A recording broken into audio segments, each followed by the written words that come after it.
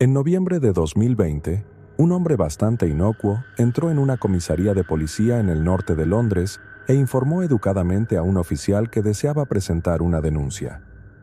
Cuando se le pidió una breve descripción del crimen, el hombre le dijo al oficial que había sido agredido y después de una breve espera, lo llevaron a una sala de entrevistas para dar una declaración.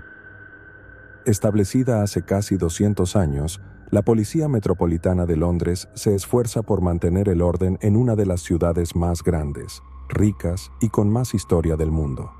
Y, como pueden imaginar, no es una tarea fácil.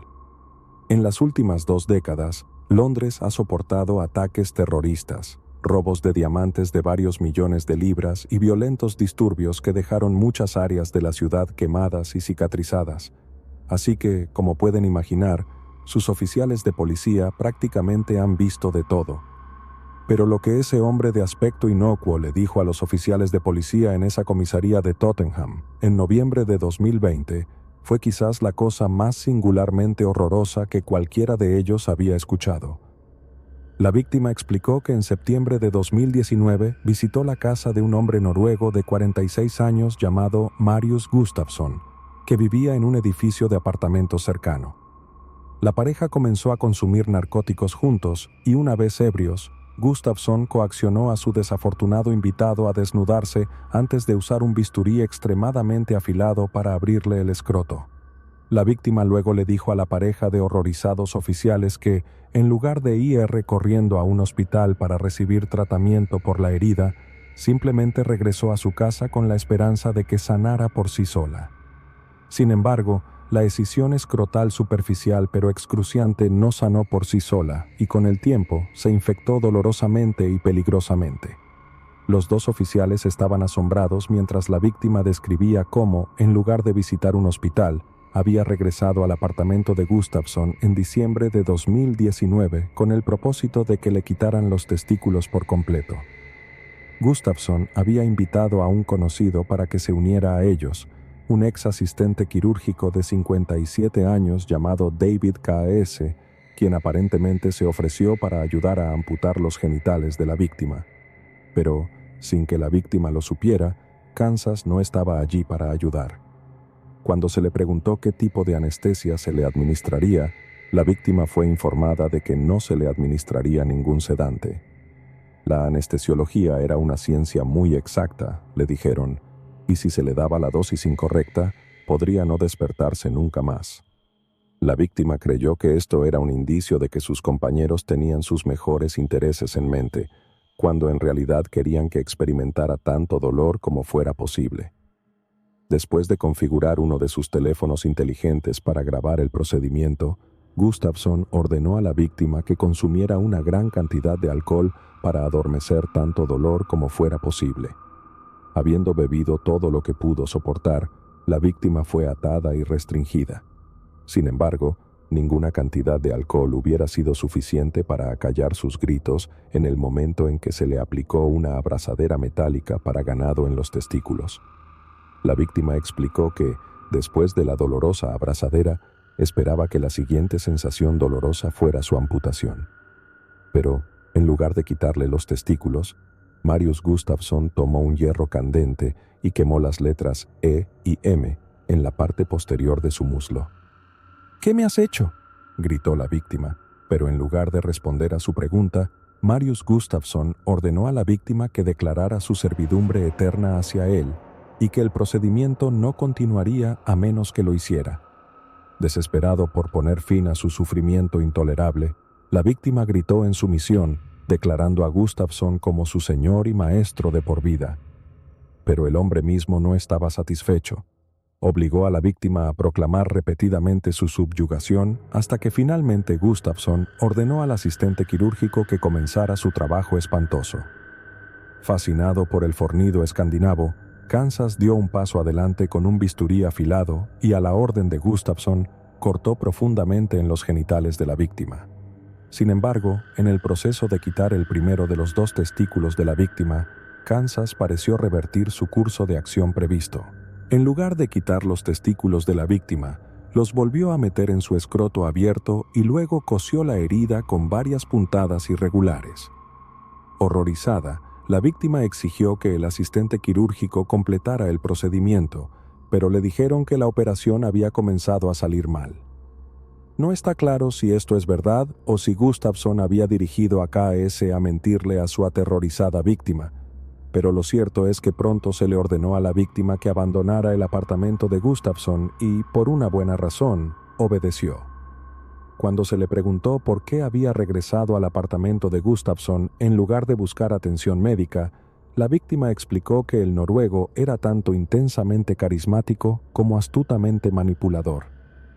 Habiendo conocido por primera vez a Gustafsson mientras sufría de una depresión extrema, se dijo que el noruego había cautivado a la víctima de la misma manera que un líder de culto podría cautivar a un potencial seguidor. Luego, una vez que la víctima estaba firmemente bajo su hechizo, Gustafsson lo introdujo en el mundo de la llamada modificación corporal. La víctima llegó a conocer a varios de los miembros del círculo íntimo de Gustafsson, hombres que compartían su enfermiza fascinación por las cirugías amateur. Pero, sobre todo, el interés de los hombres parecía centrarse en un procedimiento particular, la castración masculina.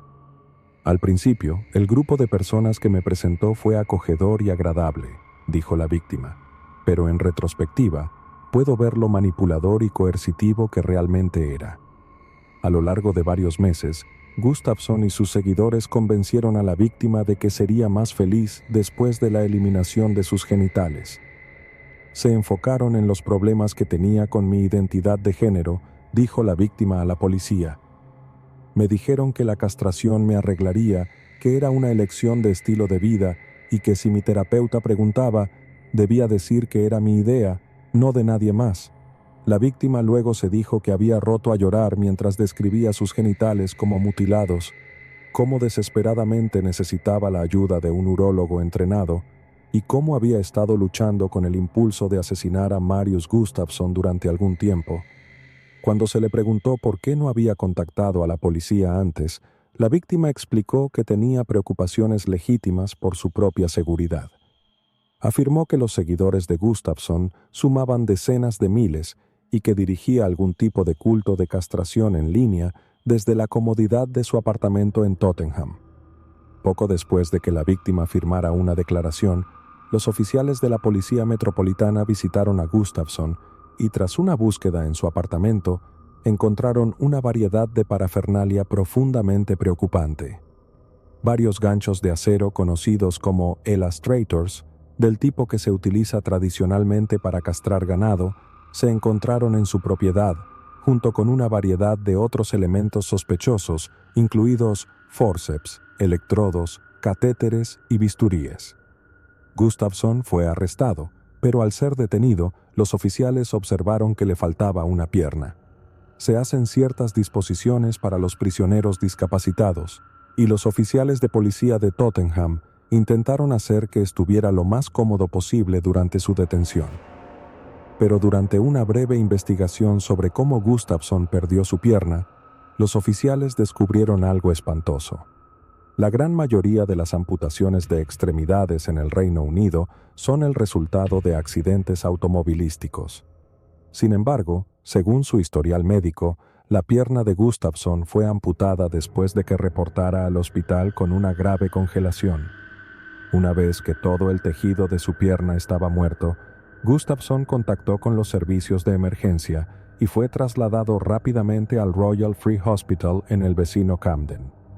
Fue allí donde le amputaron la pierna de manera rápida, tras lo cual permaneció en el hospital recibiendo atención las 24 horas durante 2 meses completos.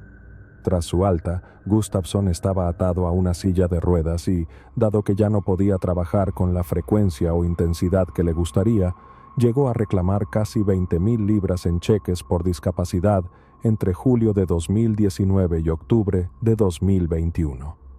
Sin embargo, esta no fue la única acto de automutilación al que Gustafsson se sometió. Poco después de su arresto, Gustafsson fue acusado de 5 cargos de causar daño corporal grave con intención y un cargo de hacer una fotografía indecente de un niño. Al principio, Gustafsson negó todos los cargos, pero a medida que la investigación sobre sus actividades nocturnas se profundizaba, la policía descubrió una lista de criminalidad espeluznante. El 18 de febrero de 2017, Gustafson contactó a un acompañante masculino de 29 años llamado Damien Burns. Solo unos meses antes, la pareja se había conocido a través de una aplicación de citas en línea y en el proceso de discutir sus fantasías más profundas y oscuras, Gustafson confesó su deseo de castrarse a sí mismo. Pero no solo eso, quería que Burns lo ayudara a hacerlo. Burns dijo más tarde que inicialmente dudaba en asistir en el procedimiento.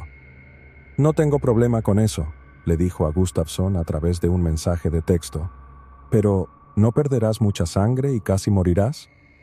Gustafson entonces explicó que había estudiado varios métodos seguros de castración y que había realizado el procedimiento exitosamente en no menos de 26 hombres diferentes, pero que ahora era su turno de convertirse en lo que describía como un null, una palabra derivada del término nulificación genital.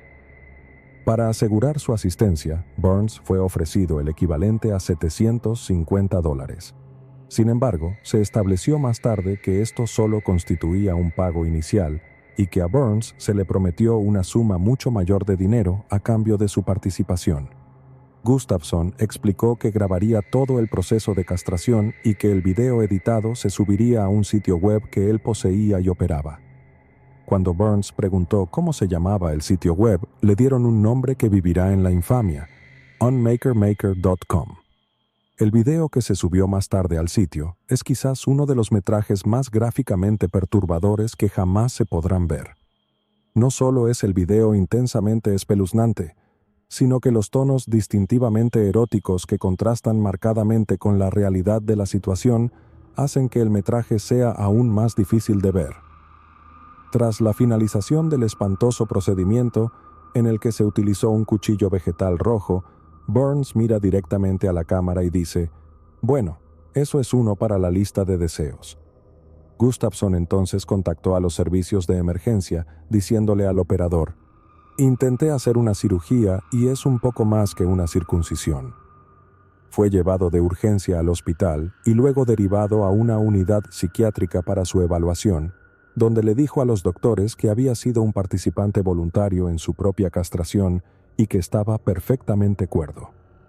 A pesar de las reservas de los médicos del NHS, Gustafson fue liberado después de solo 72 horas, momento en el cual casi de inmediato se puso en contacto con Damien Burns. Burns, quien confesó haber vomitado al salir del apartamento de Gustafson, fue informado de que se habían organizado varias castraciones adicionales antes de ser invitado de nuevo a ayudar como, y cito, un ayudante sexy y pervertido. Durante los siguientes 2 años, Burns fue pagado con más de $2,000 por participar en varios otros actos de mutilación intencional, pero no era el único secuaz maníaco de Gustafson. Después de su arresto en noviembre de 2020, la policía descubrió que Gustafson había estado comunicándose con un joven llamado Jacob Creamy Appleby.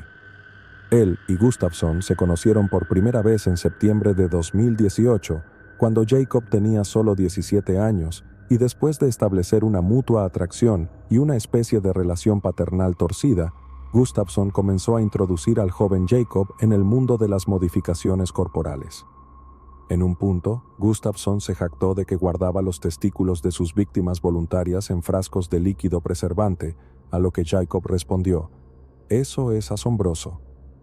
Luego, después de asegurarse de que Jacob participaría voluntariamente en sus pérfidos planes, Gustafson lo invitó a ayudar en el proceso de amputarse su propia pierna. En lo que es francamente un intercambio de mensajes de texto sorprendente, Jacob parecía encantado ante la perspectiva de ayudar en la eliminación de la extremidad de su nuevo amigo. Creía que presenciar tal proceso sería asombroso y que no podía esperar para ver cómo se vería Gustafson tras la amputación de su pierna. Comenzaron a discutir los métodos más seguros para que Gustafson pudiera remover su propia apéndice sin desangrarse, y después de meses de discusión, idearon un plan diabólicamente ingenioso. El 21 de febrero de 2019, un Jacob Creamy Appleby, de 18 años, viajó desde su casa en el suburbio londinense de Epsom hasta el apartamento de Marius Gustafsson en Tottenham. Gustafsson recibió al joven dentro y luego lo condujo a su cocina, donde Jacob observó que un gran bote de basura de plástico había sido llenado con una mezcla de agua y hielo.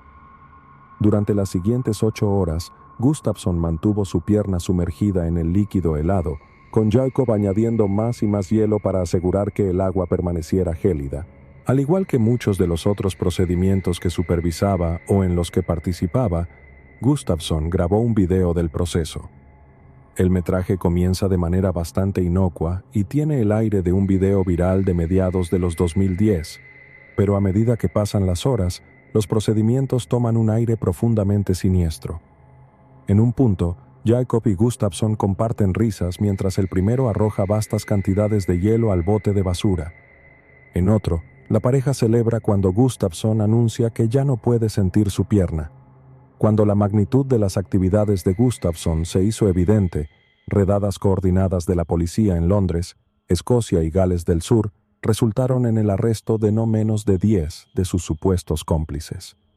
El apartamento de Gustafsson fue registrado extensamente por segunda vez, y durante una búsqueda detallada de su dormitorio, los oficiales de policía encontraron su pene cercenado pero preservado en un escondite detrás de una cómoda.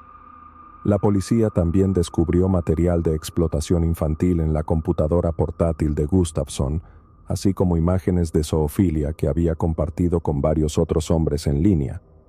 Otros arrestados bajo sospecha de producir videos para un makermaker.com incluyeron a un hombre rumano de 30 años de edad en Gretna, Escocia, quien se dice que estuvo involucrado en 2 procedimientos, a un exmiembro retirado de 64 años de la Royal Society of Chemistry, que fue arrestado en su hogar en Surrey el 2 de febrero de 2022 y que admitió haber participado en un total de 9 castraciones en callejones, así como haber suministrado a Gustafsson kits de bisturí y sutura.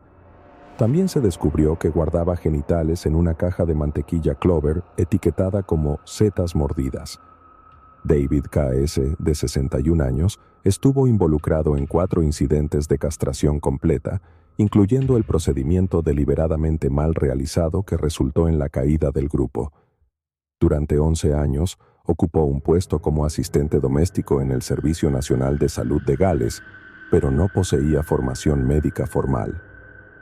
Janice Atkin, de 39 años, había estudiado brevemente medicina veterinaria y utilizó lo que había aprendido en la eliminación de los genitales de 8 hombres. También fue arrestado en conexión con las castraciones un hombre alemán de 61 años llamado Stefan Scharf, así como el novio de David K.S., de 32 años, Ashley Williams. Damien Burns y Jacob Creamy Appleby también fueron arrestados, con cada uno dando una descripción detallada de cómo operaba el sitio web Unmakermaker. Aunque Gustafsson regularmente contactaba a víctimas potenciales a través de la llamada web profunda, Unmakermaker.com se escondía a plena vista en la web de fácil acceso.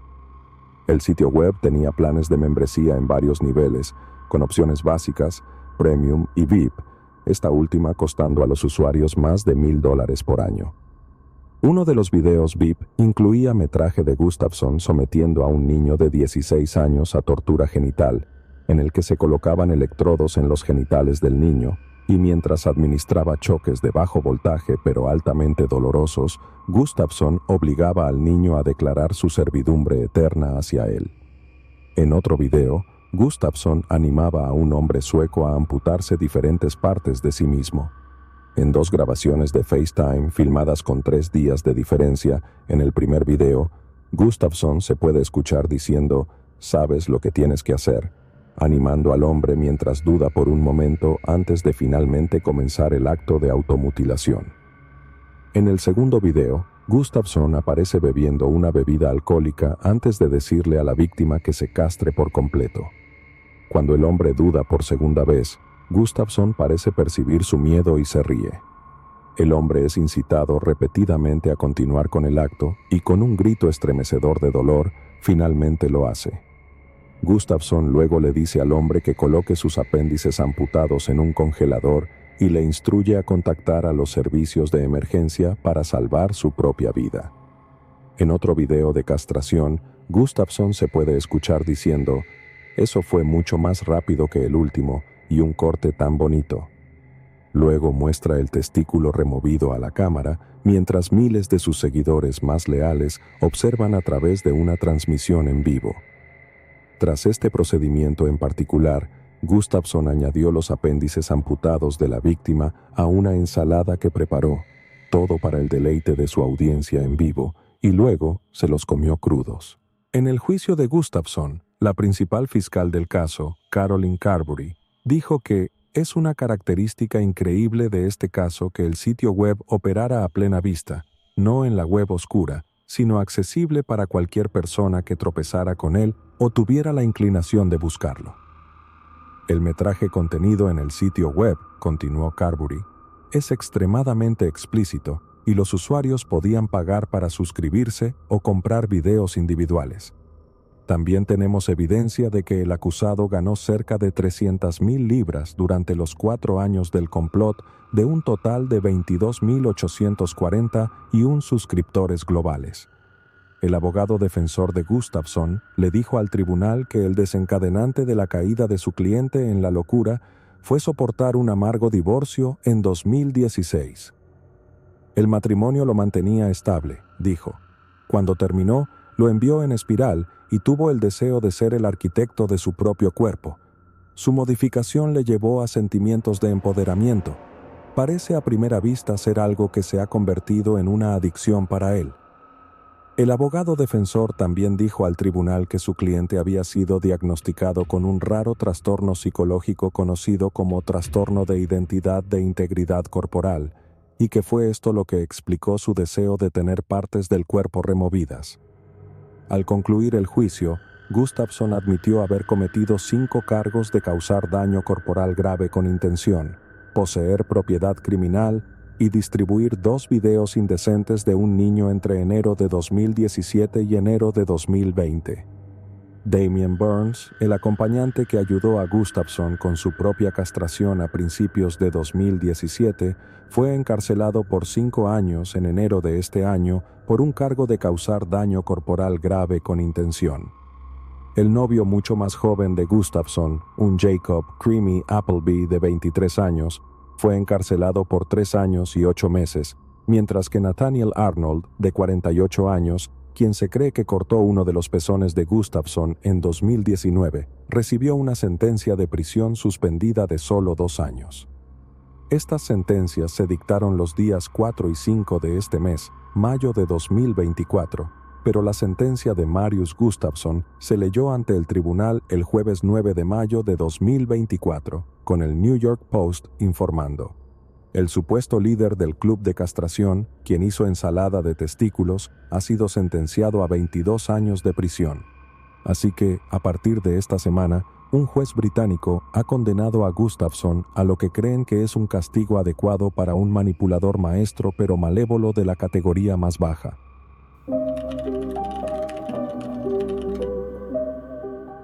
En diciembre de 2010, el ciudadano chino Jun Lin llegó a su nuevo hogar en Montreal, Canadá. A sus 31 años, emigró con la intención de estudiar ingeniería informática y le dijo a un funcionario de inmigración: «Deseo disfrutar de su idioma, sus oportunidades y su aire fresco». 18 meses después, estaba registrado como estudiante internacional en la Facultad de Ingeniería Informática en la Universidad de Montreal y se mantenía trabajando como dependiente en una tienda de conveniencia. Jun había estado casado, pero después de mudarse a Canadá, era libre para perseguir relaciones homosexuales con otros hombres. Su sexualidad había sido un secreto muy guardado en su China natal, y Jun estaba disfrutando de su nueva libertad en la mucho más liberal Canadá. Jun eventualmente encontró un novio, pero después de casi un año de relación, recibió una llamada de sus padres desde China. Insistieron en que encontrara una novia y se estableciera, y creyendo que no tenía futuro con su actual novio, Jun rompió con él. Sin embargo, como muchos de nosotros, Jun aún tenía ciertos deseos y para satisfacerlos, descargó Grindr y comenzó a tener encuentros a corto plazo con extraños de ideas afines. Uno de esos extraños era un hombre caucásico alto de 33 años, con cabello rubio sucio y una penetrante mirada eslava. Su nombre real era Eric Clinton Kirk Newman, pero en Grindr se hacía llamar Luca Magnotta. Luca nació en Ontario durante el verano de 1982, siendo el primero de los 3 hijos de Donald y Anna Newman. Su madre era una especie de germófoba y estaba obsesionada con mantener tanto su hogar como a sus hijos completamente impecables. Cuando los conejos mascota de los niños dejaron excrementos en la casa, Ana supuestamente los dejó afuera durante la noche y a la mañana siguiente, los niños descubrieron que sus queridos conejos estaban congelados hasta la muerte. En 1994, el padre de Luca fue diagnosticado con esquizofrenia paranoide severa. El posterior divorcio de sus padres significó que Luca, entonces de 12 años, se vio obligado a vivir en Jurkin, en Lindsay, Ontario. 2 años después, Luca asistía a la cercana secundaria I.A. Weldon cuando comenzó a desarrollar serios problemas de comportamiento. Su estado pero lo que sabemos con certeza es que, alrededor de sus últimos años de adolescencia, Luca recibió la noticia que su madre y su abuela siempre habían temido. Luca había sido diagnosticado con esquizofrenia. Como resultado Luca comenzó a recibir una asignación mensual por discapacidad del gobierno canadiense, lo que necesariamente tenía que trabajar. Pero a la edad de 21 años, el joven Luca había crecido inquieto y comenzó a buscar formas de empleo mucho más recreativas. Comenzó como stripper, se graduó como acompañante y luego apareció en varias piezas de entretenimiento para adultos. Luca también apareció en una edición de de estilo de vida gay de Toronto, Fab Magazine, aunque bajo el seudónimo de Jim. Ese mismo año tuvo su primer roce con el sistema legal canadiense. Luca, que todavía era conocido públicamente como Eric en ese momento, fue arrestado bajo sospecha de fraude con tarjetas de crédito y en su juicio surgió profundamente despreciable. En 2006, Luca había solicitado una serie de tarjetas de crédito a nombre de una mujer discapacitada que conocía y después de engañarla para que firmara los documentos relevantes, acumuló más de $10,000 en deuda de tarjetas de crédito a su nombre. También se rumoreó que Luca había a la mujer, aunque los cargos relacionados con estas acusaciones fueron posteriormente retirados por falta de pruebas. En su juicio, Luca se declaró culpable y a cambio de su honestidad, de prisión de 9 meses suspendida a favor de 12 meses de libertad condicional. Fue misericordiosa, pero el público no. Aunque el tribunal escuchó que Luca sufría problemas psiquiátricos significativos, el hecho de que hubiera defraudado tan diabólicamente a una mujer discapacitada vulnerable resultó sin carácter. El nombre de Eric Newman era uno que la gente ahora escupía de sus bocas, por lo que decidió cambiarlo por uno más glamoroso. Sería Luca Magnotta. Poco después de cambiar su nombre, entretenimiento para adultos a una forma de medios aún más corrosiva y psicológicamente dañina, la televisión de realidad. En 2007, Luca fue concursante en un programa llamado Cover Guy. El objetivo era que modelos masculinos compitieran por $1,000 en efectivo, una membresía de 1 año en Good Life Fitness Club y una sesión de fotos de moda que aparecería en la portada de Fab Magazine, una publicación gay. Luca no tuvo éxito en su intento, pero como muchos ex concursantes de programas de realidad, se fue con una base de seguidores de más atención. Se sometió a varias cirugías cosméticas y en febrero de 2000 para el programa de televisión de Slice Network, Plastic Makes Perfect, una serie que exploraba el mundo de la cirugía plástica en la búsqueda artificial de la belleza. Durante ese mismo periodo, la opinión pública utilizando hasta 70 perfiles diferentes en redes sociales, todos los cuales estaban diseñados para parecer que personas reales eran apasionados seguidores suyos. Un ejemplo algo a principios de 2007, cuando el Toronto Sun se acercó a Luca tras rumores de que estaba saliendo con Karla Homolka. Homolka es una asesina en serie canadiense que participó activamente en los asesinatos de al menos 3 niños, incluida su propia hermana, entre 1990 y 1992, calificándolos de infundados, pero durante una investigación criminal posterior, la policía pareció confirmar que la pareja había sido una vez pareja. Sin embargo, cuando los periodistas cuestionaron la veracidad de las afirmaciones de la policía de Montreal, un portavoz del departamento rápidamente retractó la declaración y admitió que habían basado sus afirmaciones en rumores infundados publicados en las redes sociales. Pero muchos sospechan que estos rumores fueron generados por el propio Luca como parte de una astuta campaña de marketing de guerrilla. Sin embargo, hay pruebas perturbadoras que sugieren que la elección de Luca de una novia falsa no fue en absoluto aleatoria. Nina Arsenault, una escritora y artista canadiense de performance que salió con Luca en esa época, dijo que él estaba obsesionado con los asesinos en serie, pero que parecía particularmente fascinado con Karla Homolka debido al romance asesino que compartía con su esposo, Paul Bernardo. Más tarde, afirmó que Luca veía a Homolka como una especie de modelo a seguir y estaba cautivado por el concepto de alguien hermoso cometiendo actos de maldad pura. No fue hasta 2010 que la búsqueda de fama de Luca tomó un giro verdaderamente oscuro. Ese año subió un video a YouTube titulado One Boy, Two Kittens, en el cual Luca se grababa asfixiando a 2 pequeños animales usando una bolsa de basura y una aspiradora. Más tarde subió un segundo video que mostraba el ahogamiento de un gato en una bañera llena de agua y luego un tercero en el que alimentaba a un gatito vivo a una pitón hambrienta. YouTube logró eliminar los videos antes de que tuvieran la oportunidad de volverse verdaderamente virales, pero para entonces el daño ya estaba hecho. Muchos instaron a las agencias de aplicación de la ley a perseguir al misterioso asesino de gatos, pero al final fue un grupo privado de Facebook el que se acredita con su identificación inicial, y después de pasar sus hallazgos a la policía de Montreal a principios de 2011, pronto comenzó una investigación. 18 meses después, la policía de Montreal parecía estar completamente inconsciente de que su asesino de gatos vivía justo bajo sus narices, mientras que, por el contrario, Luca parecía estar completamente ajeno a que alguien lo estuviera buscando. Mantenía una vida social activa, continuaba buscando fama fugaz cuando era posible, pero lo más importante es que continuaba reuniendo una congregación en línea de aquellos que anhelaban su nuevo tipo de entretenimiento especializado: el asesinato a sangre fría. Parte de mantener una vida social activa obviamente significaba salir con gente, y uno de los hombres con los que Luca estaba saliendo durante la primavera de 2012 era nuestro estudiante internacional chino, Jun Lin. Jun y Luca habían estado saliendo durante unos pocos meses cuando, de repente, el estudiante dejó de presentarse a trabajar y a clases.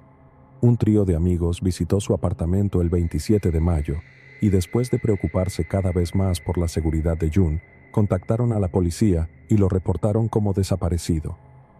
Una de las primeras cosas que hizo la policía fue revisar las cámaras de seguridad del edificio de apartamentos de Jun, y así fue como descubrieron que la última vez que se le vio fue la noche del 24 de mayo, cuando entró en su apartamento con Luca Magnotta. Se distribuyó una descripción de Jun entre una amplia variedad de servicios policiales canadienses, pero en pocas horas llegó un correo electrónico a la bandeja de entrada del detective principal del caso con el asunto: urgente. El cuerpo del correo electrónico advertía al detective que lo que estaba a punto de ver sería extremadamente difícil de visualizar. El correo electrónico contenía un enlace a un video subido a un sitio web conocido como bestgore.com. Subido apenas unos días antes, el 25 de mayo de 2012, el video de 11 minutos se titulaba One Lunatic, One Ice Pick, un lunático, un picayelo, y su contenido era nada menos que horripilante. Mostraba a un hombre desnudo atado a un marco de cama siendo apuñalado hasta la muerte con un destornillador y un cuchillo de cocina. El asesino del hombre luego copula con el cadáver del fallecido, corta grandes trozos de su carne y luego se los da de comer a un perro que espera.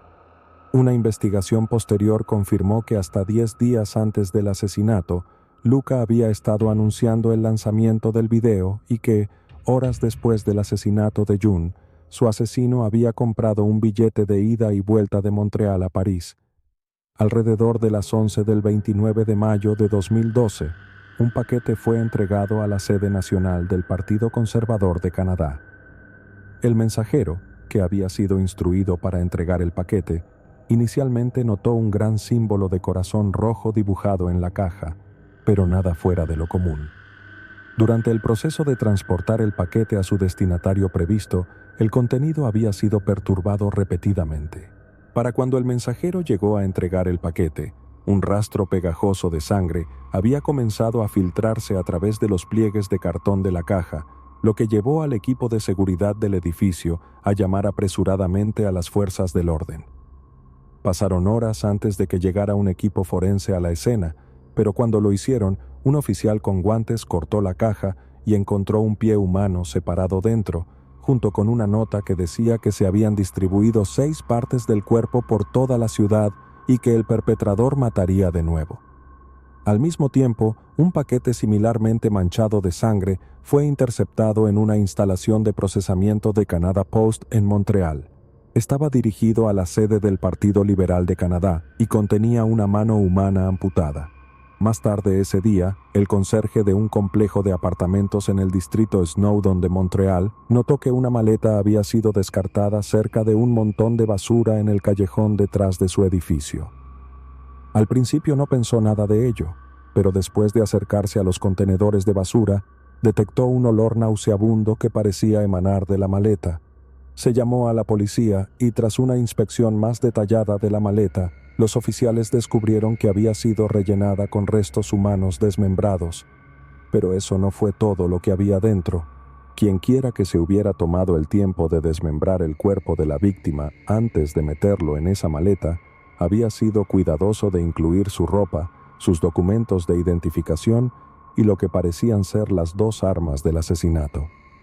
Así es como la policía determinó que su víctima de asesinato no era otra que el desaparecido June Lin, y después de analizar las imágenes de las cámaras de seguridad del edificio de apartamentos, la policía pudo confirmar que Luca había sido quien había tirado la maleta.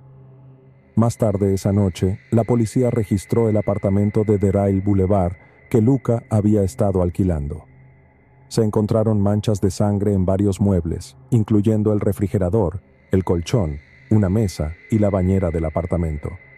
En el baño, Luca había escrito en el espejo: «Si no te gusta lo que ves, no mires en el espejo».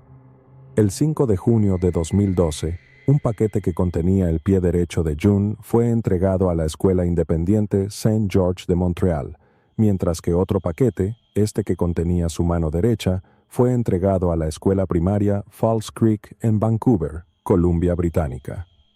Casi un mes después, el 1 de julio, su cabeza fue recuperada en el borde de un pequeño lago en el Parque Angrignon de Montreal después de que la policía recibiera una pista anónima. Más tarde ese día, la policía emitió una orden de arresto a nivel nacional para Luca y afirmó que era buscado por cargos de asesinato en primer grado, ultraje a un cadáver, envío de material obsceno y acoso criminal de políticos canadienses.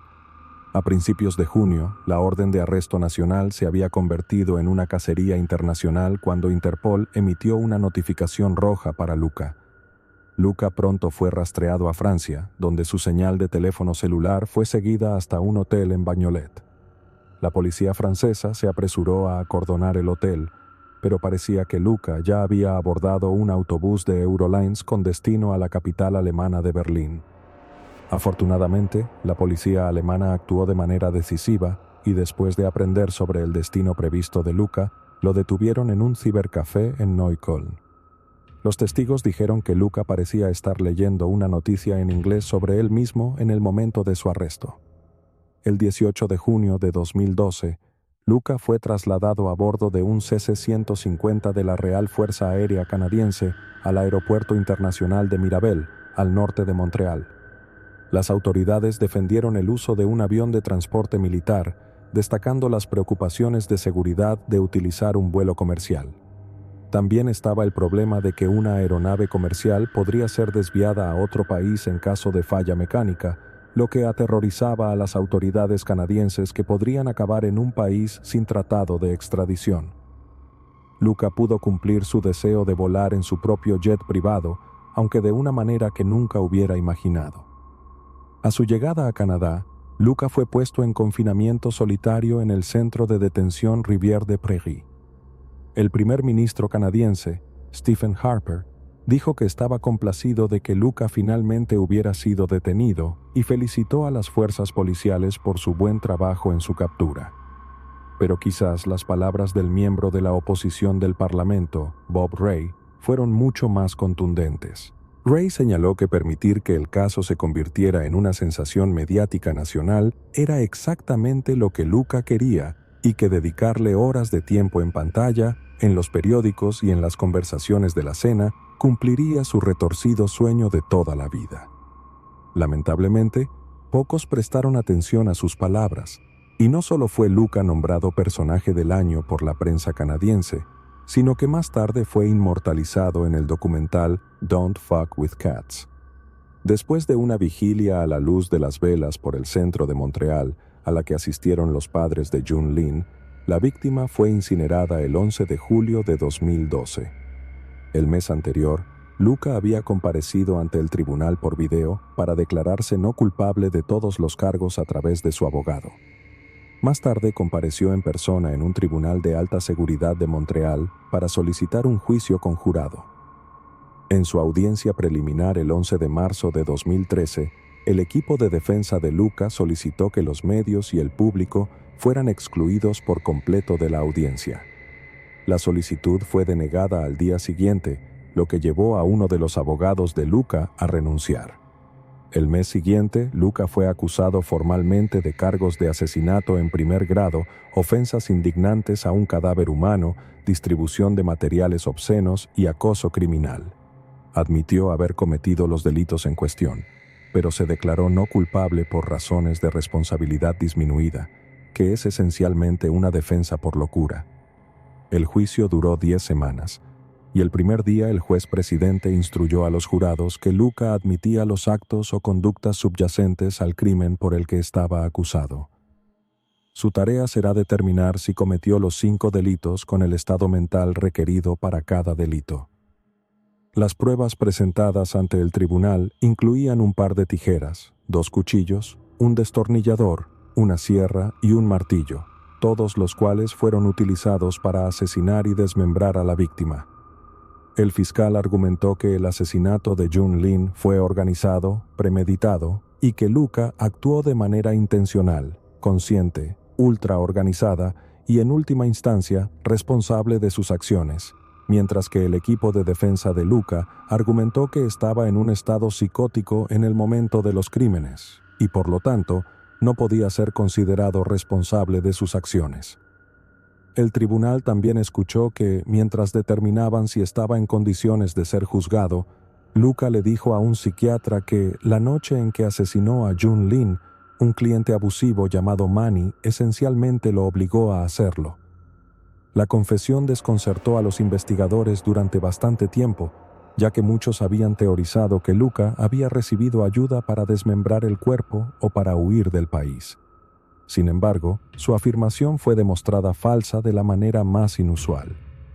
Después de establecer que la obsesión de Luca con el personaje de Sharon Stone en la película Basic Instinct, los oficiales de policía no solo se dieron cuenta de por qué Luca había titulado su video Snuff One Lunatic, One I Speak, sino también por qué había tomado el tiempo de pintar un destornillador plateado antes de usarlo para asesinar a Jun Lin. Luca había intentado replicar el picahielo utilizado en una de las escenas de asesinato de la película, mientras que Manny era simplemente una fabricación basada en el prometido del antagonista, Manny Vázquez. Aunque para algunos esto podría haber sido una señal obvia de locura, la fiscalía argumentó que el uso de drogas ilegales por parte de Luca durante su adolescencia llevó a síntomas que simplemente imitaban la esquizofrenia. También citaron el diagnóstico del Dr. Joel Paris del Hospital General de Montreal, quien afirmó que Luca solo tenía un trastorno de personalidad límite, lo cual no lo descalificaba para el juicio.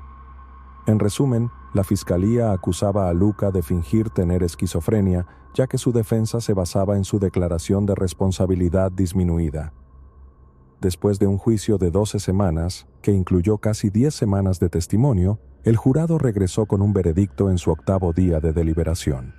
Luca fue entonces sentenciado a cadena perpetua obligatoria y solo será elegible para libertad condicional después de cumplir 25 años en prisión.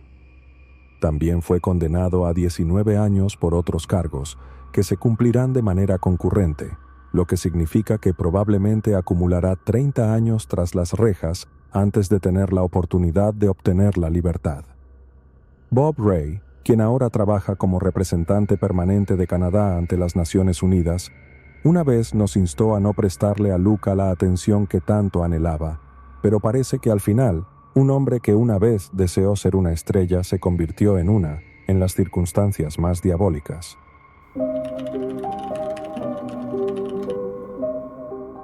Circunstancias. A finales de los años 90, el fundador de Microsoft, Bill Gates, dijo que Internet se está convirtiendo en la plaza del pueblo de la aldea global del mañana. Casi 3 décadas después, esta afirmación sigue siendo tan clara como cierta. La web mundial ha permitido que tanto la comunicación como el comercio florezcan de maneras que nuestros antepasados nunca habrían imaginado posibles, y los beneficios han sido innumerables. Sin embargo, el gran salto digital hacia adelante no ha estado exento de inconvenientes. Algunos podrían decir que, a pesar de estar más conectados que nunca, el mundo occidental nunca ha estado tan dividido. La ingeniería deliberada de algoritmos ha resultado en que muchos de nosotros recibamos un flujo diario de indignación recreativa, mientras que los temas virales de debate nos animan a discutir sobre la pronunciación de una palabra o el color de un vestido de noche. Sin embargo, esto es solo la punta del iceberg proverbial.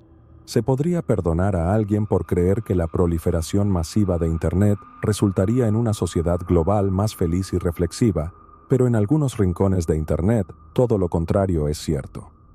A finales de la primavera de 2020, en pleno apogeo de la pandemia mundial del coronavirus, el cierre de escuelas en los Estados Unidos obligó a millones de niños a continuar su educación de forma remota.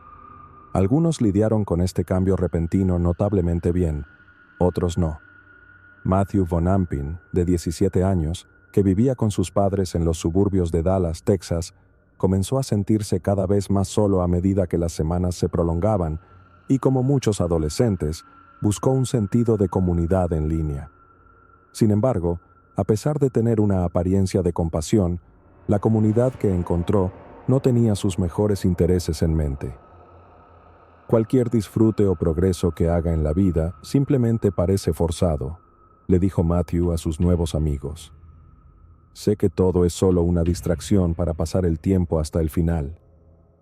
Pero en lugar de orientarlo durante un periodo tan desafiante de su vida, los nuevos amigos de Matthew hicieron una sugerencia horripilante. Poco tiempo después, los padres de Matthew llegaron a casa para descubrir a su hijo adolescente tendido inmóvil en su habitación. Había seguido el consejo de sus nuevos amigos en línea y se había quitado la vida. Tras la muerte de su hijo, los padres de Matthew encargaron un análisis del historial de Internet de su hijo con la esperanza de que arrojaría algo de luz sobre sus motivaciones. Lo que descubrieron fue escalofriante.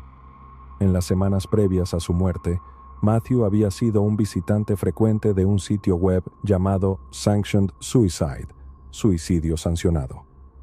Fundado por 2 figuras sombrías que se hacían llamar Sish y Marky, el sitio web no solo proporciona instrucciones detalladas sobre cómo acabar con tu propia vida con éxito, sino que también aloja tableros de mensajes y salas de chat en las que los usuarios se animan mutuamente a hacerlo. Algunos buscan compañeros para ayudarse a quitarse la vida y se ha especulado que ciertos usuarios han ayudado en la muerte de docenas, si no cientos, de individuos separados. Los miembros del sitio a menudo menosprecian la terapia y otros tratamientos, mientras animan a los demás a mantener sus intenciones ocultas a sus familiares y profesionales médicos. Aquellos que eligen anunciar el día de su partida a menudo reciben respuestas con emojis de pulgares arriba o corazones y se les dice que son valientes, una leyenda o, en un caso, un héroe. Se cree que el sitio web se fundó tras el cierre forzado de un foro de Reddit conocido como R-Sanctioned Suicide. Las redes sociales convencionales operan con una política de tolerancia cero con respecto al contenido que fomenta el autodaño y con razón. Pero en palabras de John Perry Barlow, uno de los fundadores de la Electronic Frontier Foundation, Internet trata la censura como un fallo y la evita.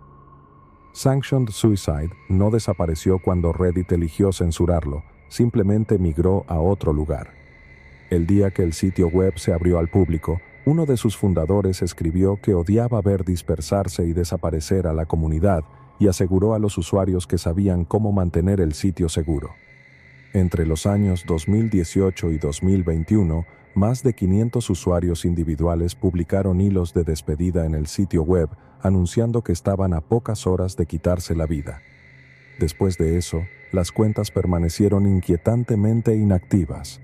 Dado que los perfiles de los usuarios del sitio son estrictamente anónimos, es imposible determinar cuántas de esas publicaciones son genuinas, pero una fuente afirmó conocer al menos 45 usuarios individuales que transmitieron en vivo el momento en que se quitaron la vida.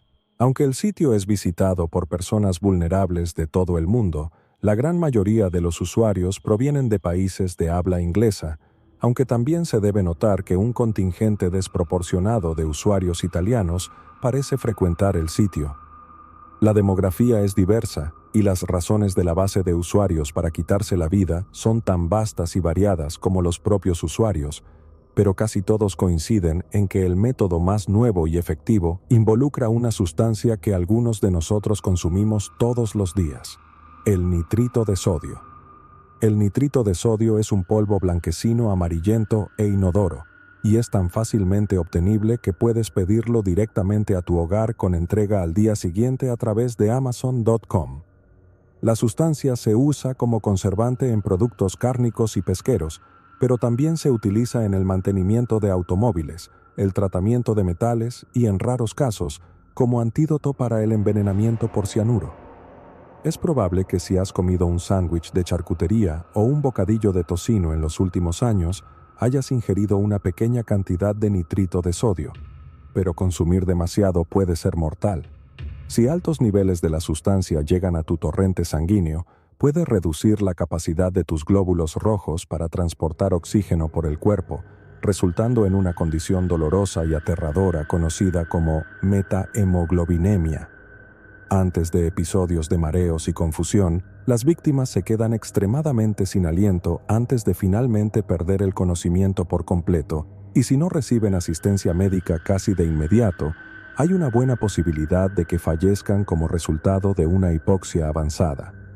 Una gran cantidad de información de este tipo hizo que Sanctioned Suicide fuera sorprendentemente popular, con más de 6 millones de visitantes únicos al sitio cada mes, 4 veces más que la Línea Nacional de Prevención del Suicidio, que recibe solo 1.5 millones de visitas por mes.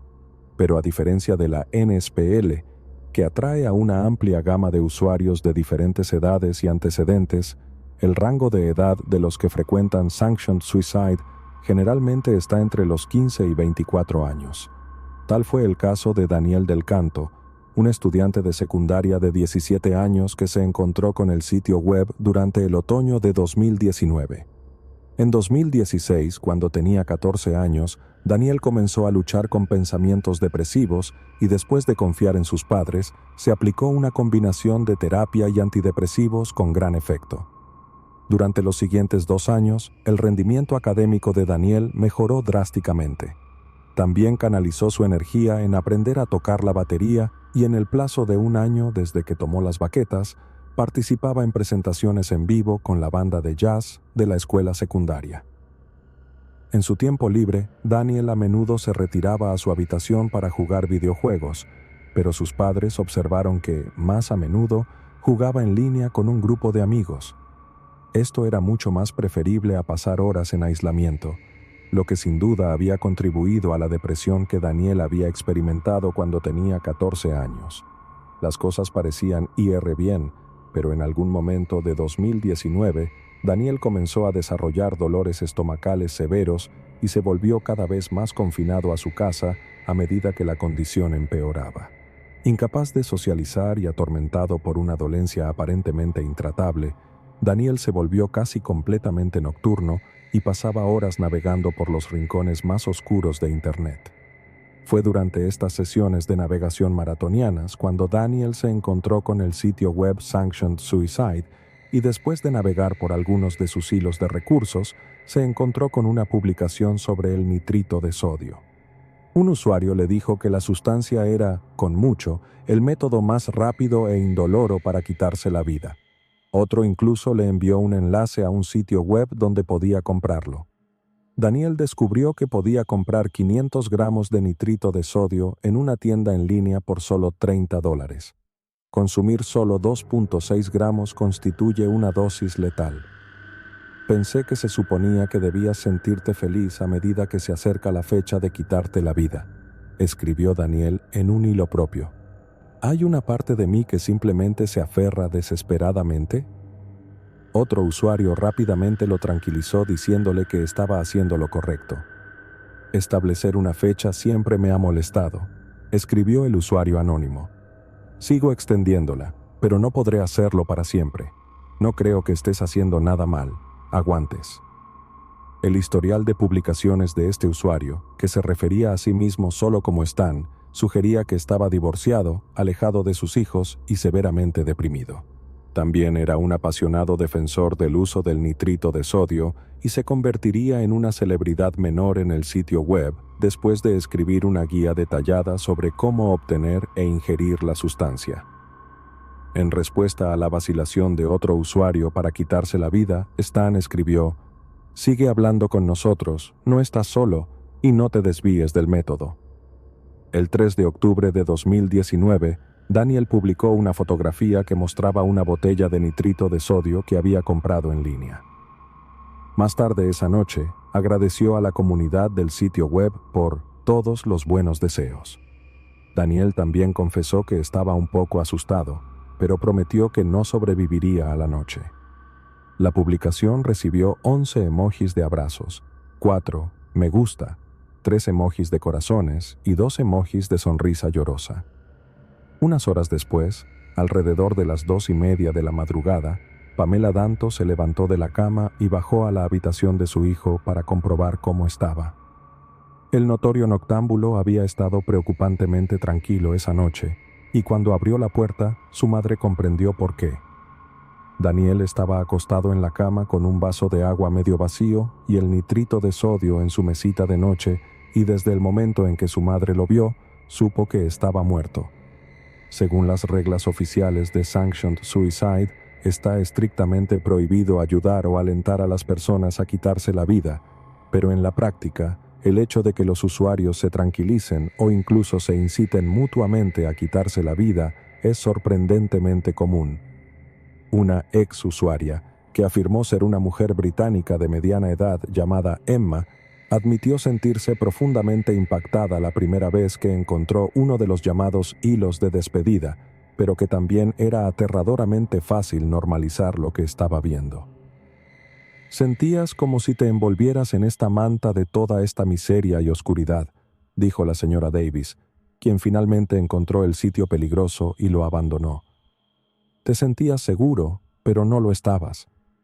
En una publicación del sitio, una mujer con trastorno bipolar explicó que ya había intentado quitarse la vida en 2 ocasiones anteriores y que tenía miedo del efecto que su muerte podría tener en sus 2 hijos pequeños. En lugar de animarla a reconsiderar su decisión por el bien de sus hijos, un usuario le dijo: «Lo siento por tus hijos traumatizados, pero sabes que necesitas quitarte la vida». En otra publicación, un joven australiano confesó albergar estas ideas después de ser diagnosticado con una cierta enfermedad mental. En lugar de ofrecerle apoyo, sus compañeros usuarios le pidieron que transmitiera en vivo el acto, y uno incluso bromeó sobre disfrutar una caja de palomitas de maíz mientras lo veía morir. Unas semanas después, el joven australiano publicó un hilo de despedida y luego cerró sesión para no regresar nunca más. Otro usuario, una estudiante de psicología rumana llamada Roberta Barbosa, estudiaba en la Universidad de Glasgow cuando publicó un anuncio en la sección de personales de Sanctioned Suicide en noviembre de 2019. La joven de 22 años le dijo a la comunidad que buscaba a un hombre mayor que le sostuviera la mano mientras se quitaba la vida. Roberta y su novio de mucho tiempo habían terminado recientemente, lo que la llevó a hundirse en una profunda depresión. En su desesperación, buscó en la web y encontró este sitio. A veces la soledad duele tanto que apenas puedo mantenerme unida, escribió. En pocas horas, un usuario publicó la siguiente respuesta. Estoy en Glasgow y tengo mucha experiencia con el ahorcamiento. Estaría encantado de ayudarte si lo deseas, sin presiones ni juicios, y podemos hacerlo a tu propio ritmo. El hombre que ofreció su ayuda se llamaba Craig McKinley, y aunque Roberta se reunió brevemente con él en una cafetería local, él no pudo ayudarla a quitarse la vida, y eso fue porque fue arrestado solo unas semanas después por agredir a 2 mujeres que habían intentado quitarse la vida y a quienes había prometido ayudar. McKinley fue encarcelado más tarde por un mínimo de 2 años y 3 meses tras una condena por conducta imprudente y también recibió una orden de restricción de por vida que le prohibía contactar con mujeres desconocidas a través de Internet. A pesar del arresto de McKinley, Roberta siguió decidida a quitarse la vida, y su historial de publicaciones reveló un interés creciente en el uso de venenos como su método. Finalmente, en febrero de 2020, Roberta fue encontrada muerta por un vecino. El método exacto no se menciona en ninguno de los informes de noticias en línea, pero dudo que alguien se sorprenda si el forense descubrió una cantidad fatal de nitrito de sodio en el sistema de Roberta. En diciembre de 2019, solo 2 meses después de la muerte de Daniel Del Canto, un forense en el Reino Unido pidió una investigación gubernamental completa después de enterarse de Sanctioned Suicide durante el curso de su trabajo. El gobierno alemán abrió una investigación en un tiempo similar, mientras que la Comisión de Seguridad Electrónica de Australia había estado investigando el sitio durante meses antes de ambas investigaciones alemana y británica. Para noviembre de 2020, el sitio web ganó aún más infamia después de que se revelara que la esposa del parlamentario británico Owen Paterson se había quitado la vida durante el verano de los confinamientos tras encontrar el sitio durante un episodio de depresión. En el momento de escribir esto, Italia, Alemania y Australia han aprobado leyes que impiden que los usuarios de Internet dentro de sus fronteras accedan al sitio web, pero como muchos te dirán, eludir tales prohibiciones es tan fácil como descargar e instalar una de las muchas redes VPN disponibles en el mercado en línea actual. Google ya ha comenzado a filtrar ciertos sitios web de los resultados de búsqueda, pero después de la presión de los ministros del gobierno, un alto ejecutivo se vio obligado a explicar que simplemente no estaba en su poder eliminar cosas de Internet. Los esfuerzos para combatir este sitio web de otras maneras también han sido igualmente infructuosos. Estados Unidos tiene leyes contra ayudar a una persona a quitarse la vida, pero no solo es notoriamente difícil de hacer cumplir, sino que muchos estados aún no han ampliado dichas leyes para incluir la actividad en línea. Además, los operadores de sitios web no pueden ser considerados legalmente responsables por las actividades de sus usuarios, ya que la ley federal los protege de cualquier responsabilidad. Inicialmente, los 2 fundadores de este sitio web prometieron resistir cualquier intento de eliminar el sitio. Sish y Marquis movieron los servidores de un país a otro, haciéndolos casi imposibles de rastrear, y trabajaron incansablemente para borrar de Internet cualquier rastro de su identidad. En particular, Marquis ha declarado repetidamente que el sitio web cumple con la ley de Estados Unidos y no permite ayudar o alentar a las personas a quitarse la vida. En varias ocasiones, se ha referido al sitio como un foro pro-elección que apoya las decisiones de los miembros de vivir o morir. Al final del día, las personas son responsables de sus propias acciones, escribió Marquis, y no hay mucho que podamos hacer al respecto. Marquis puede haber afirmado que el sitio web cumple con la ley de Estados Unidos, pero una visita rápida al sitio revela una historia muy diferente. En una publicación fechada el 1 de febrero de 2024, un usuario llamado Zurdo preguntó: si pudiera conseguir una gran cantidad de opiáceos orales, ¿serían suficientes para una sobredosis o mi cuerpo simplemente los vomitaría si los tomara todos? Otro usuario respondió: sí, especialmente en combinación con isotonina. Si no tienes tolerancia, entonces inhalar uno te matará casi con certeza en combinación con benzos y absolutamente en combinación con alcohol. Pero eso no es todo lo que escribió el usuario en respuesta. Continuaron afirmando que poner el polvo en cápsulas recubiertas entéricamente asegurará que pasen el estómago y solo estallen en lo profundo del intestino inferior, mientras que vomitar no es posible. Te advertiré, sin embargo, que la cantidad de euforia te asustará hasta la muerte, escribió el usuario. Serás golpeado por esta ola de placer que es intensamente intensa. Para mí, se volvió exponencial y abrumadoramente insoportable hasta que perdí el conocimiento. Luego me desperté con EMS por todas partes. Me rescataron, pero no quiero hablar de eso ahora mismo. Prepárate para morir en una ola de placer supersónica. Simplemente no seas tonto y te vuelvas adicto. En primer lugar, la respuesta del usuario era tan ininteligible que requería una edición considerable para poder leerla en voz alta. También utilizaron la palabra isodoses en lugar de isotenina, refiriéndose a un tipo de medicamento cardíaco en lugar del opioide sintético. Además, escribieron la palabra inhating, una mala ortografía de la palabra insuflate, que significa soplar o respirar con fuerza sobre o dentro de algo. Esto, como estoy seguro de que muchos de ustedes sabrán, no es la palabra correcta para describir inhalar. Esto sugiere que los usuarios son extremadamente descuidados, se comunican mal en un segundo idioma o son extremadamente jóvenes y están usando tales palabras de manera confiada pero incorrecta.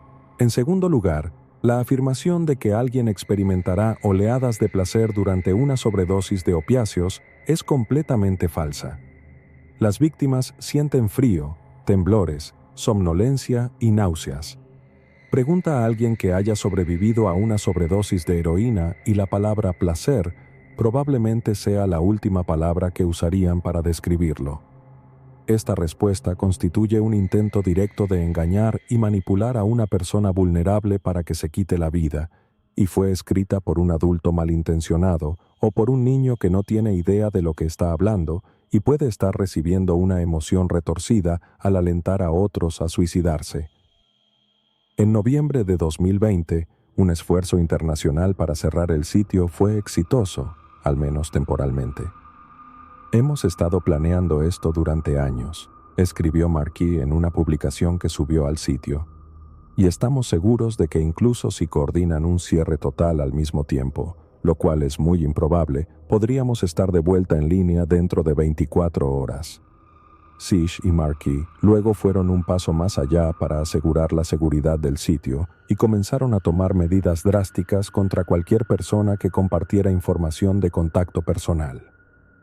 Aparentemente, esto era para mantener seguros a sus usuarios, pero en realidad, la medida solo impedía que los forasteros identificaran a seres queridos vulnerables y aplicaran medidas de salvamento a tiempo. Si estás preparando tu partida, por favor contacta a un moderador para que podamos ayudarte con los preparativos, escribió Sish. Luego anunció que las cuentas que habían publicado hilos de despedida serían eliminadas después de un periodo establecido. Sish explicó que esto era para proteger la privacidad, pero se podría argumentar que todo lo que hizo fue impedir que las familias de los fallecidos obtuvieran algún cierre respecto a la muerte de sus seres queridos. En otros mensajes publicados en el sitio, Sish dio a los usuarios una idea de sus propias ideas suicidas. No hay mucho que contar sobre mí, excepto que nunca he encontrado realmente una razón para estar aquí, escribió. Hay poco que encuentre valioso en esta vida. Marquis también confesó haber entretenido la posibilidad de quitarse la vida y explicó que esta comunidad fue creada como un lugar donde las personas pueden hablar libremente sobre sus problemas sin tener que preocuparse por ser salvados o recibir palabras vacías de consuelo. Marquis ciertamente pinta una imagen santa de sí mismo, parece ver su mantenimiento del sitio como dar voz a los sin voz. Sin embargo, este sitio web ha estado operando en varias formas durante casi 10 años y ninguno de los dos hombres se ha quitado la vida. Quizás una mejor pista sobre las motivaciones se reveló en 2019 cuando se descubrió que Sish también dirige un sitio web para los llamados incels. Si bien el término sigue siendo controvertido, el portmanteau incel significa célibes involuntarios. Estas personas creen que son incapaces de atraer a miembros del sexo opuesto, ya sea debido a su apariencia o estatus social, y en lugar de tratar de mejorar, abrazan sentimientos de envidia, resentimiento y retribución. Al igual que el sitio web de Sanctioned Suicide, la comunidad de incels solía congregarse en una subsección de Reddit conocida como un subreddit, pero en 2017 la comunidad fue prohibida después del tiroteo en la escuela secundaria Aztec. El perpetrador tenía un tatuaje del grupo alfa masculino, que está fuertemente asociado con la filosofía incel en la llamada manosfera. Parece que, en el resurgimiento de la prohibición del subreddit r-incel, Sish aprovechó la oportunidad para crear una vez más lo que él llamó un hogar para los marginados y se opuso a la censura digital en una primera publicación apasionada en el sitio web. Pero en una entrevista sobre el tema, Sish dijo que gran parte de la discusión en torno a los incels era un combustible para el suicidio. Significa Sish esto en un sentido verdaderamente negativo e intenta que su sitio web incel sea una especie de refugio en un mar de desprecio, o da una idea de un motivo alternativo y mucho más siniestro, uno que implique la creación de espacios en línea donde la negatividad sea la moneda. Marquis ha negado vehementemente haber cultivado un espacio donde los niños puedan estar expuestos a información y contenido extremadamente dañinos. Explicó que sus sitios web requieren que los usuarios marquen una casilla confirmando que tienen 18 años, pero en la misma frase dijo que nunca implementaría políticas que requirieran compartir formas físicas de identificación, como pasaportes o licencias de conducir. Marquis también señaló que en el sitio hay enlaces a líneas de ayuda para el suicidio, así como otros recursos de salud mental, pero nuevamente destacó que los usuarios que solo se involucren en el hilo de recuperación, el único lugar en el sitio que tiene un atisbo de positividad, probablemente recibirán una prohibición permanente o una suspensión por intentar disuadir a otros de quitarse la vida. Marquis luego desestimó los intentos de cerrar su sitio web como la típica tontería provida y dijo que estaría dispuesto a defender sus puntos de vista y acciones en un tribunal de justicia. «Nunca prevalecerán con la censura», escribió, «y lucharemos contra cada uno de sus intentos de hacerlo. Si las personas quieren cambiar, si desean la automejora, básicamente toda la web es para eso. Pero si somos honestos, no todos tienen una salida». Finalmente, en enero de 2021, un vicepresidente senior de una empresa conocida como Epic recibió una llamada telefónica. La compañía vende dominios a varios sitios web y la llamada era de nada menos que Sharon Love, la madre del joven de 17 años mencionado anteriormente, Matthew Von Ampin. Sharon imploró al vicepresidente, Robert Davis, y le pidió que eliminara permanentemente SanctionedSuicide.com de sus servidores. Davis luego se puso en contacto con Sish y Marquis, con la esperanza de que asegurar su cooperación resultaría en un entendimiento mutuo, pero después de una larga conversación, David emitió la siguiente declaración: «Los propietarios del sitio carecen de empatía, compasión o intención de utilizar adecuadamente la plataforma para el bien futuro», dijo antes de anunciar que los servicios del sitio serían terminados de inmediato.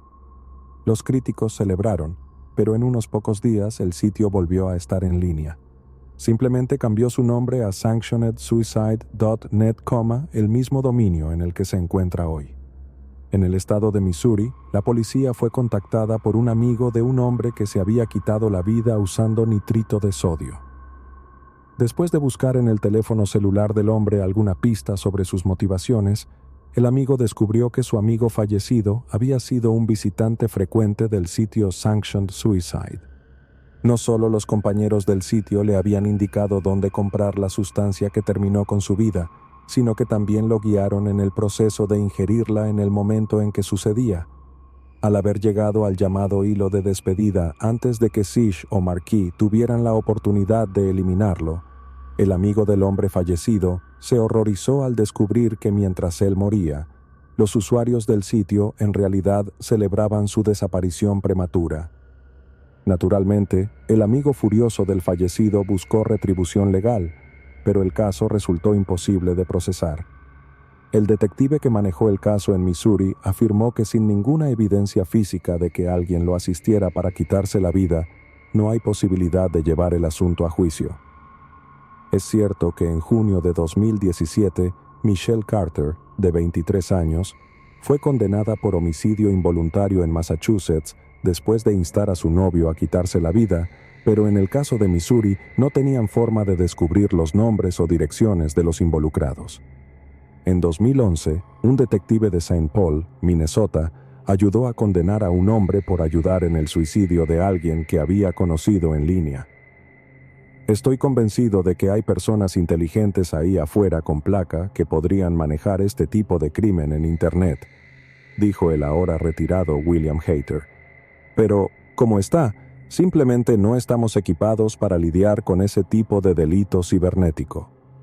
Según el Centro para el Control de Enfermedades, la tasa de suicidio ajustada por edad en los Estados Unidos aumentó un 33% entre los años 2000 y 2020. Su sitio web también afirma que solo en el año 2023, más de 50,000 estadounidenses se quitaron la vida, más de los que mueren en accidentes de tráfico cada año, la cifra más alta desde que se tienen registros, y no incluye los cientos de muertes asistidas por médicos en los 9 estados donde son legales, pero restringidas a personas con enfermedades terminales. Algunos lo han llamado una crisis, otros una epidemia, pero el hecho es que Estados Unidos enfrenta una batalla como ninguna otra que haya experimentado antes, y al igual que nuestros antepasados una vez intercambiaron sus arados por espadas en los siglos XVIII, XIX y XX, tal vez sea nuestro turno de convertirnos en soldados ciudadanos para esforzarnos por conquistar al mayor adversario que alguno de nosotros haya enfrentado: nosotros mismos.